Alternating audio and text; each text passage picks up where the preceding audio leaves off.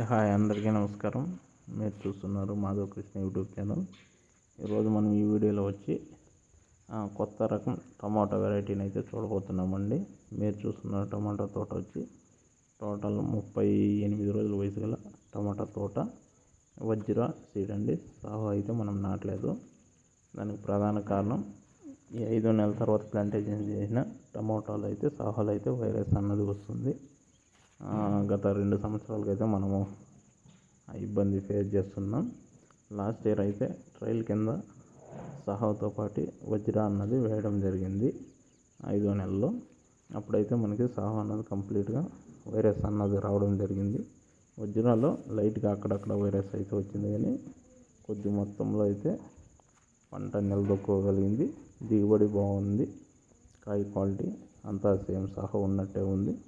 So మనకి last time అయితే మనకి సాహో కంటే వజ్రా అన్నది బెటర్ అనిపించింది, కాబట్టి ఈసారి వజ్రా అన్నది కంప్లీట్గా ప్లాంటేషన్ చేసాం. 3000 మొలకలు మనకున్న విస్తీర్ణంలో అయితే మనం 3000 మొలకలు అన్నది ఒక స్టెప్ కింద పెట్టడం జరిగింది. 38 రోజుల వయసు గల టమాటా తోట.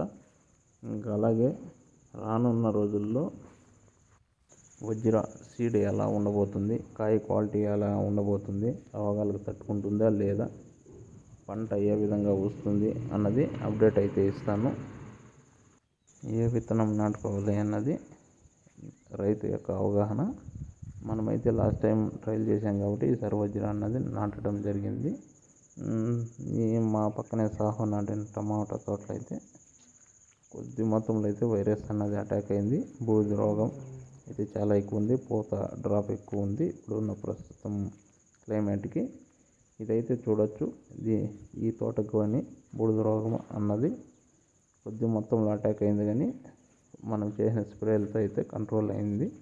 ప్రస్తుతానికైతే పంట అయితే హెల్తీగా ఉంది.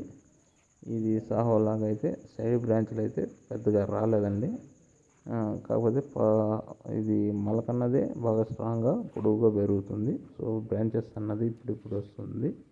పూత కానీ మీరు చూడొచ్చు, ఇప్పుడిప్పుడే పూత అన్నది స్టార్ట్ అయ్యింది.